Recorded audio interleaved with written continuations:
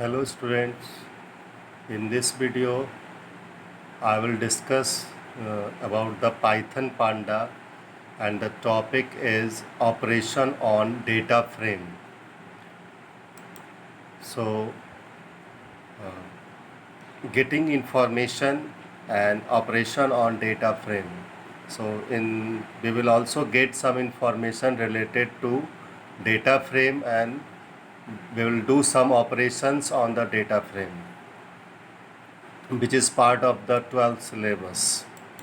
So now see, getting information from data frame, the first information that we will retrieve is the retrieving index of data frame, columns of the data frame and access details.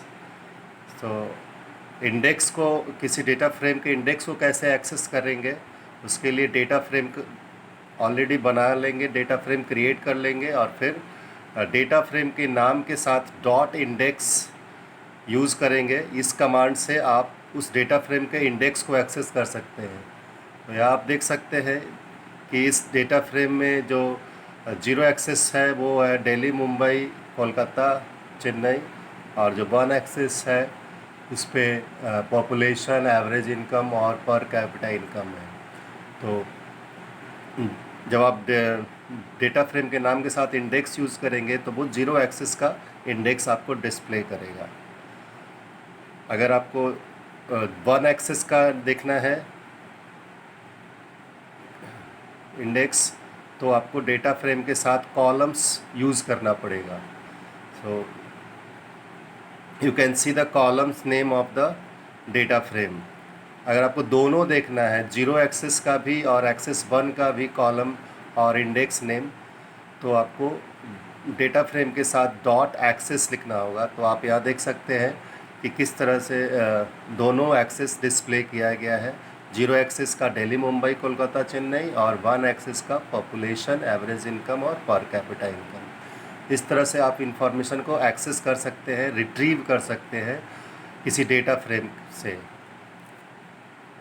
Next information जो हम लोग retrieve कर सकते हैं वो है data types of column, size, shape, number of dimension. ये सारे इंफॉर्मेशन को कैसे एक्सेस करेंगे इस स्लाइड में हम लोग उसको देखते हैं। तो डेटा फ्रेम ऑलरेडी बना हुआ है और उसका नाम है df। तो df.d टाइप्स अगर टाइप करेंगे, इस कमांड को टाइप करेंगे तो आपको सारे कॉलम्स का डेटा टाइप डिस्प्ले कर देगा। यहाँ पे आप देख सकते हो इस डेटा फ्रेम में 3 कॉलम है, पॉपुलेशन, एवरेज इनकम एंड पर कैपिटा इनकम। तो पॉपुलेशन का डेटा टाइप बता रहा है इंट 64, एवरेज इनकम का इंट 64, पर कैपिटा इनकम का फ्लोट 64, क्योंकि पर कैपिटा इनकम का जो नंबर है वो डेसिमल नंबर है, फ्लोट नंबर है, बाकी दोनों का इंटीजर वैल्यू है, इसलिए इंट 64 और फ्लोट 64 डिस्प्ले कर रहे हैं। नेक्स्ट है साइज। किसी डेटा फ्रेम का आप साइज कैसे एक्सेस करेंगे, तो डेटा फ्रेम का नाम डॉट साइज टाइप करेंगे तो आपको दिखाएगा साइज 12 का मतलब है number of elements in this data frame. तो आप यहाँ काउंट कर सकते हैं, इस डेटा फ्रेम में 12 वैल्यू है, 12 एलिमेंट्स है, तो वो 12 एलिमेंट ही उसका डेटा फ्रेम का साइज़ होता है। नेक्स्ट है शेप। डेटा फ्रेम का शेप को फाइंड करने के लिए डेटा फ्रेम का नाम डॉट शेप टाइप करेंगे तो आपको उसका शेप बता देगा। यहाँ 4,3 डिस्प्ले किया है, तो 4,3 का मतलब होता है this data frame contains 4 rows and 3 columns, तो that is the shape of the data frame. और लास्ट है number of dimension. Number of dimension को फाइंड करने के लिए हम लोग डेटा फ्रेम के नाम के साथ nd टाइप करेंगे तो वो आपको बता देगा कि वो उसका नंबर ऑफ डायमेंशन कितना है। तो डेटा फ्रेम 2 डायमेंशनल होता है तो यहाँ इसलिए वो 2 डिस्प्ले कर रहा है। नेक्स्ट है सेलेक्टिंग और एक्सेसिंग अ कॉलम। किसी डेटा फ्रेम के पर्टिकुलर कॉलम को कैसे एक्सेस करेंगे, तो उसके लिए डेटा फ्रेम का नाम और बिग ब्रैकेट के अंदर उस कॉलम का नाम। तो हमने पॉपुलेशन को एक्सेस करने का कोशिश किया है तो डेटा फ्रेम और अंडर ब्रैकेट पॉपुलेशन।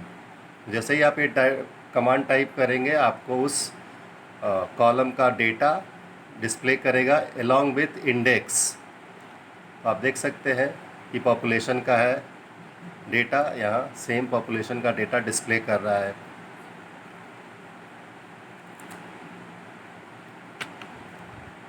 नेक्स्ट है सेलेक्टिंग और accessing multiple columns. Previous slide में सिंगल कॉलम को एक्सेस करने का कमांड दिया गया था, इसमें आप ये देख सकते हैं कि किस तरह से एक से ज़्यादा कॉलम को एक्सेस कर सकते हैं।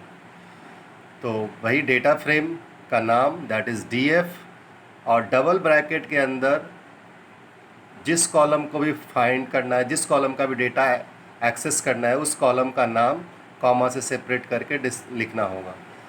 तो यहाँ पे हमने पॉपुलेशन और एवरेज इनकम ये दो कॉलम का डेटा डिस्प्ले करने का कोशिश किया है।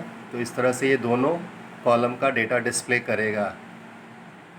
इस तरह से आप डेटा फ्रेम का नाम और डबल ब्रैकेट के अंदर में आप जितना भी कॉलम्स को आप डिस्प्ले कराना चाहते हैं डेटा को, उस कॉलम को इन्वर्टेड कॉमा के साथ और कॉमा से सेपरेट करके लिख सकते हैं। तो ये आपको डिस्प्ले कर देगा सारे कॉलम्स का डेटा। नेक्स्ट है टू एक्सेस अ रो। अभी आपने देखा कॉलम्स का सिंगल कॉलम और डबल कॉलम है। नेक्स्ट ये है किसी खास रो, पर्टिकुलर रो को कैसे एक्सेस कर सकते हैं। तो रो को एक्सेस करने के लिए आपको LOC कमांड यूज़ करना पड़ेगा डेटा फ्रेम के साथ। डेटा फ्रेम डॉट LOC और ब्रैकेट के अंदर रो का इंडेक्स नेम। तो हमको ये डेली का रो का एक्सेस करना है, डेली रो का, फर्स्ट रो का, जिसका नाम इंडेक्स नाम डेली है, तो हमने डेली लिखा है। तो इस तरह से वो डेली का पॉपुलेशन, एवरेज इनकम और पर कैपिटा इनकम यहाँ डिस्प्ले कर रहा है। पॉपुलेशन, एवरेज इनकम और पर कैपिटा इनकम डिस्प्ले कर रहा है। और इवन डेटा टाइप और name of the column, name of the row is also displaying. तो इस तरह से किसी पर्टिकुलर रो का डेटा को आप एक्सेस कर सकते हैं, simply writing data frame name dot LOC and then name of the row, that is the index name. Next है एक्सेसिंग मल्टीपल रोज। एक से ज़्यादा रो को कैसे एक्सेस करेंगे, उसके लिए आपको फिर से वही डेटा फ्रेम का नाम डॉट LOC और ब्रैकेट के अंदर आपको रेंज ऑफ कॉलम लिखना पड़ेगा। जैसे दिल्ली कोलोन कोलकाता है, कोलोन का मतलब होता है रेंज, दिल्ली से लेकर कोलकाता तक। तो दिल्ली से लेकर कोलकाता तक 3 रो है, तो ये 3 रो को डिस्प्ले करेगा आउटपुट में। उसके बाद है कॉमा कोलोन, कोलोन का मतलब यहाँ हो गया नंबर ऑफ कॉलम्स, तो कोलोन का मतलब हो गया ऑल कॉलम्स। तो ये 3 रो का सारे कॉलम को ये डिस्प्ले करेगा।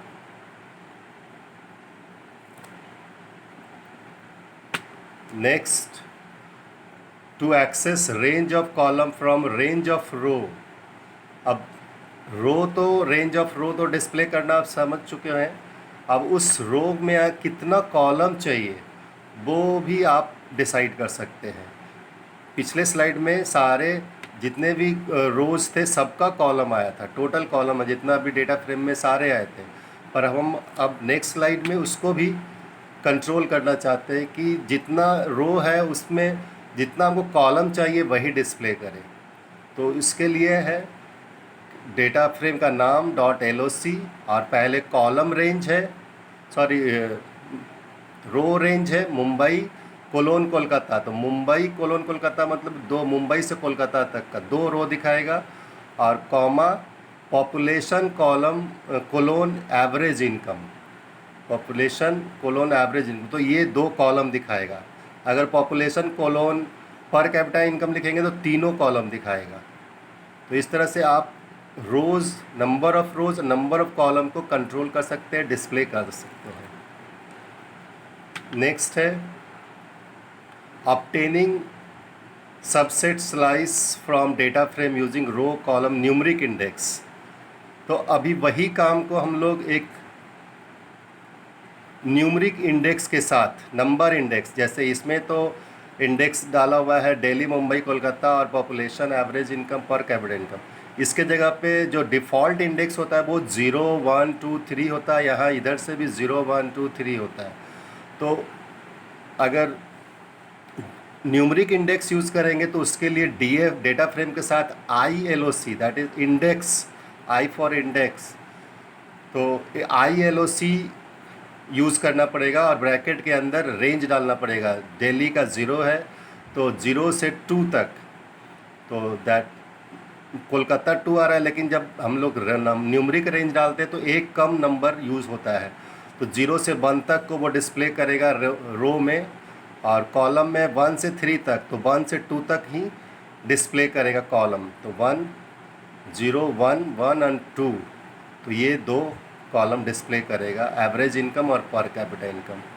इस तरह से न्यूमरिक इंडेक्स भी आप यूज़ कर सकते हैं in place of text index. उसका दूसरा एग्जांपल है यहाँ पे, तो फिर से data frame name dot ILOC और 0 से 2, तो 0 से 1 तक का डिस्प्ले करेगा 2 रो, और 1 से 2, तो 1 से 2 का मतलब हो गया एक कम, तो 1 सिर्फ 1 को ही डिस्प्ले करेगा, एक कॉलम डिस्प्ले करेगा जो 1 इंडेक्स पे है। तो इस तरह से आप कंट्रोल कर सकते हैं, न्यूमरिक इंडेक्स भी यूज़ कर सकते हैं डेटा फ्रेम को डिस्प्ले कराने के लिए।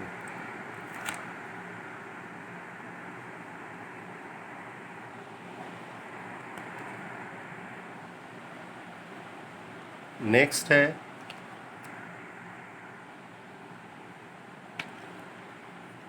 Selecting accessing individual value.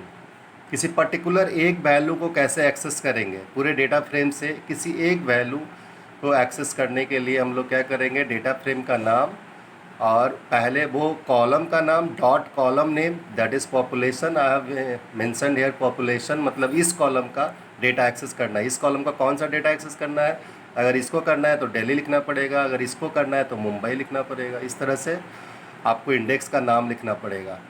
तो DF डॉट पॉपुलेशन दिल्ली, मतलब पॉपुलेशन कॉलम से वो दिल्ली इस डेटा को डिस्प्ले करेगा। देखिए आप देख सकते हैं 10927986 10927986 ये डेटा को डिस्प्ले कर रहा है। आप दिल्ली के जगह पे आप इंडेक्स भी लिख सकते हैं, 0 या 1 या 2। ये दिल्ली का इंडेक्स 0 है, मुंबई का 1 2 और 3, चेन्नई का 3।